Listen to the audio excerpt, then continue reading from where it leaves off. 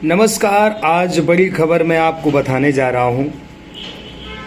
नेपाल में दिल दहलाने वाली जो साजिशें चल रही हैं, जो वहाँ कांड चल रहा है, आज हम आपको उसके बारे में बताने जा रहे हैं।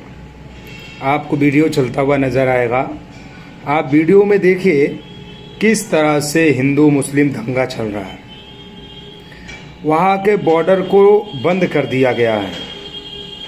वहाँ के कुछ लोगों का ये कहना है कि कुछ इंडियन हिंदू संगठन के द्वारा वहाँ प्रवेश किया गया और वहाँ पर दंगा भड़काया गया। आखिर सच क्या है, ये नेपाल का शासन प्रशासन बहुत जल्द ही सामने लेकर आएगा। लेकिन मुझे लगता है कि चाहे वो नेपाल हो या इंडिया हो या कोई भी कंट्री हो, ये जिस तरह से विवाद होते हैं, वहाँ के अगर मैं लोगों के मुताबिक अगर बात करूँ तो लोगों का ये कहना है कि नेपाल में उनके ईश्वर को, जैसे हम लोग भगवान मानते हैं, ऐसे उनके ईश्वर को गाली गलौज दी गई या गलत शब्दों का प्रयोग किया गया। जैसे कि मुस्लिम समुदाय में आक्रोश बहुत तेज़ी से दौड़ा और इस पर टीका टिप्पणी होना स्टार्ट हो गया। फिर क्या हुआ, दोनों तरफ के लोगों में मारपीट हुई, लाठी डंडे चले। बताया जाता है कि जितनी भी मुस्लिम की वहाँ दुकानें थी वहाँ पर तोड़ फोड़ कर दी गई है।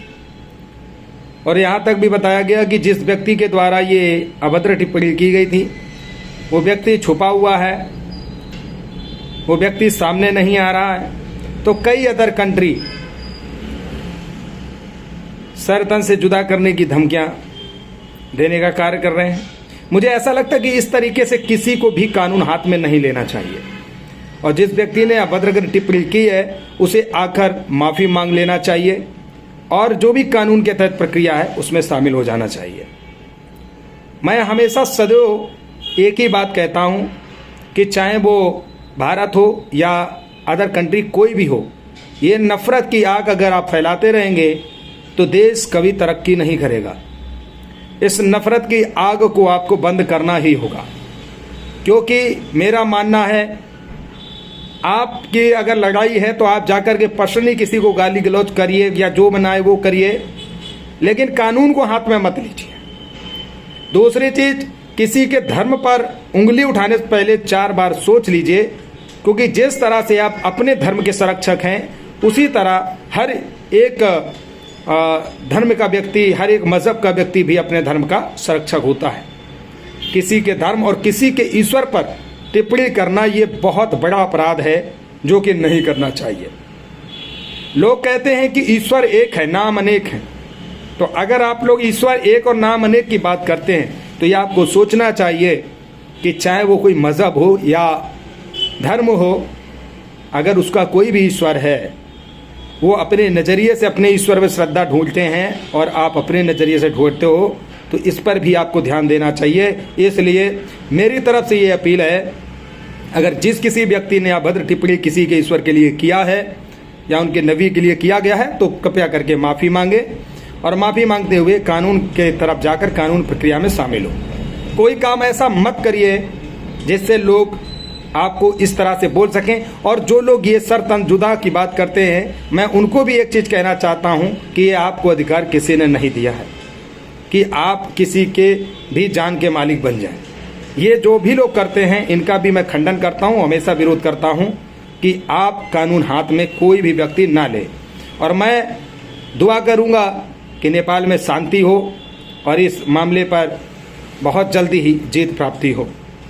दूसरी तरफ बड़ी खबर आपको बता दूं कि आप देख रहे होंगे 2-3-4 ऐसे पत्रकारों पर शिकंजा कसा गया है जो चीन से फंड ले करके भारत विरोधी बातें करते थे, भारत में झगड़ा करवाते थे, भारत में आए दिन मारपीट करवाने का काम करवाते थे, बहुत सारे ऐसे अभद्र काम करवाते थे जो कहीं ना कहीं बहुत ज़्यादा जो सच्चाई के रास्ते पर चलते थे चैनल वाले, उनको बहुत सारी दिक्कतों का सामना करना पड़ता था। लेकिन आज उनके ऊपर ईडी का शिकंजा पड़ चुका है। हालत इतनी पतली हो चुकी है कि उनके ऊपर राष्ट्रद्रोह लगना तय है। बस जांच चल रही है और बहुत सारी चीज़ें जो निकल करके आ रही हैं, आप यकीन नहीं मानेंगे, उम्मीद भी नहीं की जा सकती है कि पत्रकार बनकर लोग पत्रकारिता की आड़ में कैसे कैसे घिनौने कार्य करते हैं। जरा सोचिए, इस भारत में पैदा होते हैं और भारत में खाते हैं और गद्दारी भी इसी देश से करते हैं। ऐसे पत्रकारों को पत्रकार नहीं बल्कि दलाल बोल देना चाहिए, और दलाल हैं। जो व्यक्ति इधर उधर से पैसे खा करके और देश विरोधी बातें करे तो वो दलाल ही होता है, और आतंक से जुड़े हुए इनके कनेक्शन होते हैं, और कहीं ना कहीं राष्ट्रद्रोह का इनके ऊपर मामला लगता है। तीसरी चीज आपको बता दूं, वही हाल हमारे उत्तर प्रदेश के बीसी में कुछ तथाकथित ऐसे लोग हैं जो लगातार लूटने और ठगने का कार्य किए, लाखों रुपए कमाने का प्रयास किए हैं। तो वो समय दूर नहीं है, बहुत जल्द ही उनके ऊपर भी शिकंजा होगा और उनको इसकी चीज का जवाब देना होगा। और ये डर बहुत अच्छा है। लोग आपस में कहते हैं अन्नू का वीडियो मत देखना, शेयर मत करना, क्योंकि ये एक डर घुसा हुआ है कि अगर शेयर नहीं किया, अगर शेयर किसी ने कर दिया या देखा लोगों ने, तो हमारी पोल पट्टी बहुत जल्दी खुल जाएगी। ये डर बहुत अच्छा लगता है हमको, और ये डर हमेशा बना रहना चाहिए। कुछ लोग तो यहाँ कहते हैं कि मेरा मोबाइल हैंग करने लगता है अन्नू का वीडियो जब आ जाता है। अरे बंधु, अभी तो मोबाइल हैंग किया है, अभी तो क्या क्या हैंग करेगा उसका इंतजार करिए। अभी सारे पुर्जे भी हैंग करेंगे शुरू से लेकर के लास्ट तक। तो ये डर बना रहना चाहिए। जो व्यक्ति सच के रास्ते पर ईमानदारी से चल रहा है उसे डरने की आवश्यकता नहीं है, क्योंकि अन्नू त्रिपाठी कोई हवा नहीं है। और जो बात करते हैं, बड़ी बड़ी बात करते हैं कि यूट्यूब की बात करते हैं, मैं उनको याद ये दिलाना चाहता हूं कि इको गार्डन की धरती पर 100 200 रुपए दे करके आप इन्हीं लोगों के तलवे चाटते थे। क्या अपनी औकात को भूल गए हैं? अगर आप अपनी औकात को भूल गए हैं तो मैं आपको याद दिला दे रहा हूं। कहावत एक कही जाती है कि फ्री का घी हजम नहीं होता है। आज कुछ तथाकथित लोगों में यही चल रहा है, क्योंकि उनको फ्री का ज्ञान और फ्री का घी अच्छा नहीं लगता। जबकि देखा जाए कि मैं लगातार बजट को लेकर के चर्चा कर रहा हूं।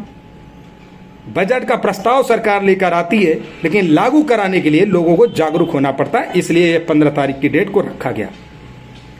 इसके साथ साथ एक दो भाइयों ने कहा कि 15 तारीख को संडे या इतवार पड़ रहा है।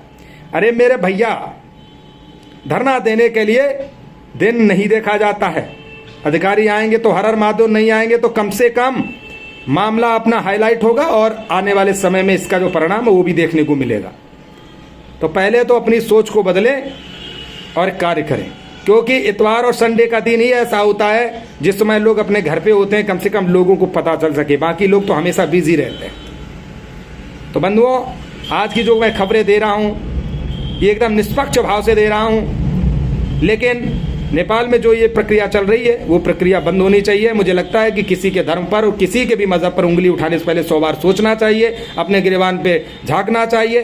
किसी का धर्म बुरा नहीं होता, किसी का मजहब बुरा नहीं होता, ना कोई धर्म किसी को बुरा बनाता है, ना सिखाता है, ना कोई मजहब सिखाता है।